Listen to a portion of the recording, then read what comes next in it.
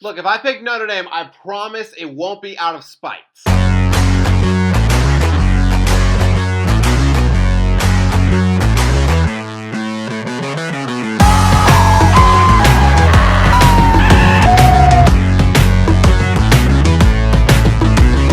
What's up, everybody? TN Fanatic here. Hope you all are having a fantastic day, and welcome to a very special video where I am here to give my official prediction for this year's college football playoff national championship between Notre Dame and Ohio State. If this is your first time here, welcome. On this channel, I mainly post post-game reactions for my favorite team's games. And yes, I am a Vols fan. And again, I promise to call this right down the middle. I've looked at everything that I need to look at in order to make a logical choice. But before I give my prediction on which team I think will win, I like to take a deep dive into how both of these teams, Notre Dame and Ohio State, how they both got here. So let's start with the Irish. Okay, I know he's not like a professional analyst or anything like that, but I bet when Seamus picks you to win the national championship on the very first game day of the year,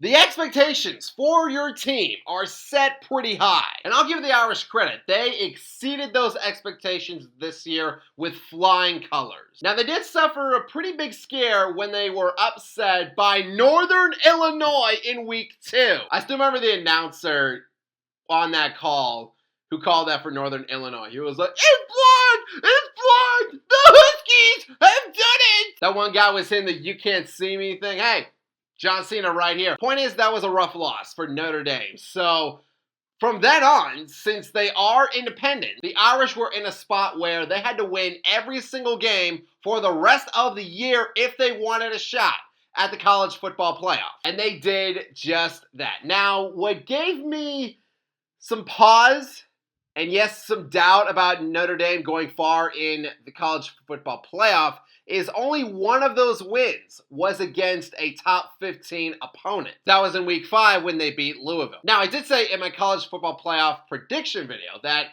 I did say that they would beat Indiana. I did expect their defense to give Rourke just a rough time in the pocket, and that's exactly what happened. Next round, I had them facing Georgia, and not just losing to Georgia, but I fully expected them to get destroyed. And look, that's not a knock on the Irish either by any means, but just looking at this Georgia team right here, the team that they had this year, they had the 8th best total defense this year. They had NFL caliber talent like all over the place here. Jalon Walker, Malachi Starks, Mykel Williams. Those are all guys I can easily see going in the first round of the NFL draft next year. Hey, as long as Indy doesn't get any of them, like, I'm good. Tighten up! Even with Jake Fromm not playing, I thought that if Gunnar Stockton, if he was just safe and smart with the football, Georgia would be fine. But man, Notre Dame's defense, they just did not let up at all in that game. In their game against Georgia, Notre Dame had 4 sacks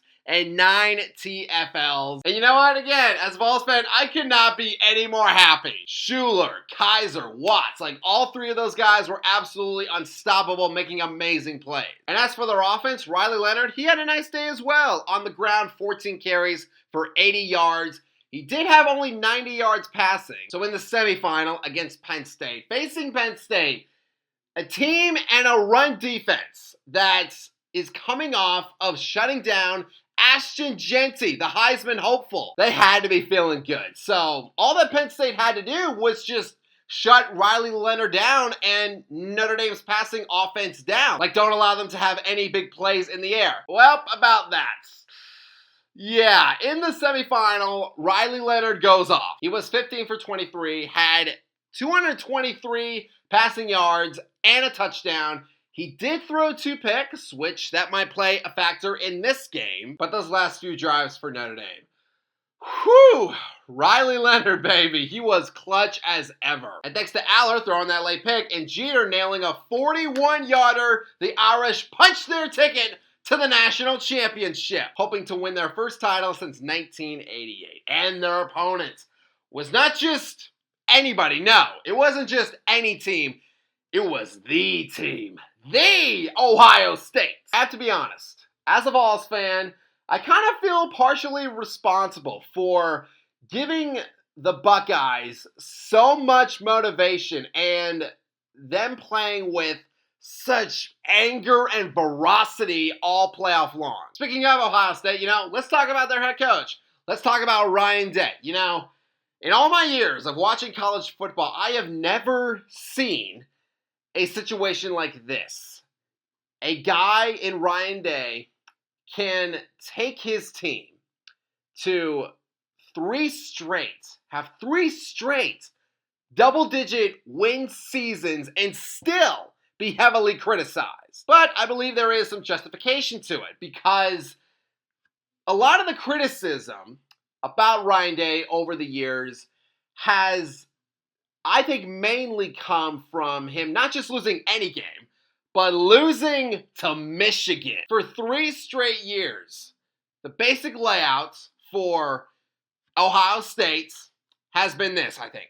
Win the majority of your games, but lose to Michigan. That's it! This year started off no different. The Buckeyes started 4-0. They go to Oregon. They give the Ducks a fight for their life. Then at the end, Will Howard pulls a Dak Prescott by sliding with no timeouts left, and the Ducks survive. But it's just one loss, right? Ohio State will be fine, and they were fine. They won the rest of their games. All that they gotta do is beat Michigan. A Michigan team without Jim Harbaugh, without J.J. McCarthy, without any Stein Steelers. All they had to do was beat that Wolverines team in Ohio Stadium, and they still lost. Howard was 19 for 23. He had 2 picks. The Wolverines secondary coming into that game were pretty banged up with injuries. But still, Egbuka and Smith were absolutely shut down. Neither one of them were even close to 100 yards receiving. So Michigan wins again. And then we all saw what happened after the game. So heading into the playoff, the Buckeyes have very little momentum, in my opinion. And I thought that this was the perfect opportunity for my Vols to capitalize on it. And I'm not bashing the Buckeyes and the great team that they are, but I thought this was a great matchup for my Vols. We had a great pass rush. We had James Pierce Jr. and Norman Lott going up against a Ohio State offensive line that has been restructured and reshuffled throughout the year. Their run defense also wasn't the best, ever, so I had firm confidence that Dylan Sampson, he was going to have a great day. Plus, Vols Nation, we were taking over Ohio Stadium. Leading up to this game, Ohio State's athletic director, Ross Bjork, he released a statement to Buckeyes fans to not sell their tickets to Vols fans by any means. He said that Tennessee fans were attempting to invade the shoe. On College Game Day, Kirk Herbstreit, a guy who has seen it all, he says himself, in 29 years of doing College Game Day, I've never seen an opposing fan base take over like Tennessee has today. One fan even took it to the point where he changed the name of Ohio Stadium to Neyland North on Apple Maps. Tennessee had all the momentum in the world to pull off this win right here. But, man, just the second we stepped on that field, Ohio State just humbled us. Howard had over 300 yards passing and 2 touchdowns. Smith and Egbuka, they were just doing whatever that they wanted to our secondary. And as for Nico, he was just getting blasted every single other play. And Dylan Sampson, man, poor guy. Again, I was expecting Sampson to have a huge performance here in this game. He had 2 carries for 6 yards. But give credit to the Buckeyes. They had a great performance in all phases of the game. And against Oregon, they kept it going. Honestly, Howard and Smith, they looked like they were playing NCAA 25 on rookie mode. Howard once again had over 300 yards through the air. Smith had 187 yards receiving and 2 touchdowns. And as for the Buckeyes defense, they made sure to match that. They had Dylan Gabriel and this Ducks offense in just all kinds of sorts. Ohio State, when they played Oregon here in the playoff, their defense had 8 sacks and 13 TFLs. Against Texas in the semifinal, it was a much closer game, but toward the very end, here it is. On 4th and goal, Which, by the way, just a little side note here, Texas was on the 1 yard line. The 1 yard line! And they started trying to do all these like trick plays and stuff like that. As a Titans fan also, I'm used to seeing crap like that happen. So it didn't faze me at all, but as for Longhorn fans, like, I am so sorry. Anyway, 4th and goal. Ewers, he gets hit by Jack Sawyer, absolutely blasted by him, and then Sawyer, he picks up that football and he takes it all the way down the other way to give the Buckeyes the touchdown and clinch this win for Ohio State. All right, so now for my prediction. Okay, I've given this a lot of thought, and honestly, fans, I am a person and a sports fan who loves high-scoring games, you know? I don't think we are going to get that here. And that's less of a shot to Notre Dame and Ohio State's offense, and it's more of a praise to the Irish defense and the Buckeyes defense and how great they have been playing throughout the playoffs. For Ohio State, they have a great run defense. They have allowed more than 17 points in a game just twice this season. Both were against Oregon, but if we're really going in depth about that, like that second one in the playoffs, like that was one where like a lot of Oregon's points came in garbage time. As for Notre Dame, their run defense has also been impressive. I do have just a tad bit of concern for their offense in terms of how productive they can be. The Irish have averaged 25.7 points per game, so they've hardly been explosive on offense. Against Georgia, they only had an average of 4.2 yards per carry. However, that scramble that Riley Leonard had where it was like 32 yards, you know, that really bumped that number up. And against Penn State, the Irish only had an average of 2.8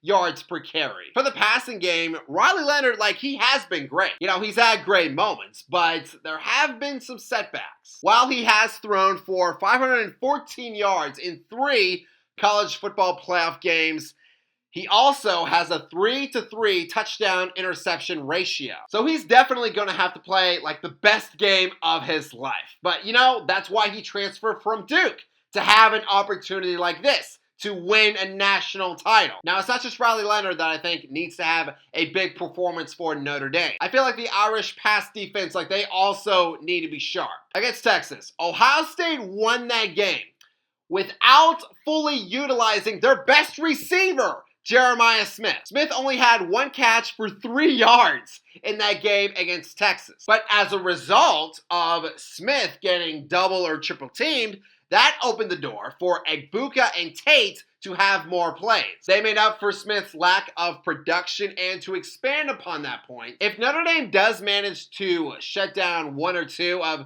Ohio State's great receivers, I feel like that's not only going to open the door for other Buckeye receivers to make plays, but also open up Ohio State's run game. And with the great tandem of Judkins and Henderson, as this game progresses, that could be a problem for Notre Dame. All right, here it is, fans. Here is my official prediction. The team that I think will win this year's college football playoff national championship is, I'll go ahead and throw up the graphic even though I'm not too thrilled about it, Ohio State. As a Rocky Top boy, again, like, it stinks to pick the Buckeyes, but I just cannot deny the great team that they are, the talented players that they have, and the amount of sheer anger they have been playing with throughout these playoffs. I do think that Notre Dame's defense, like, they will keep it close early, but as this game progresses, again, I believe if Smith or Tates or Egbuka are double teamed, that's going to open up the door for Ohio State's other receivers to make plays, as well as in the run game. They just have too many weapons. But fans, that is going to do it for this prediction video. Thank you all so much for watching. If you all enjoyed this video, hit that subscribe button, click that bell, and you can join our Fanatic Army. And a handy salutes to all of you as always. And I hope that all of you have a fantastic day. You can see me!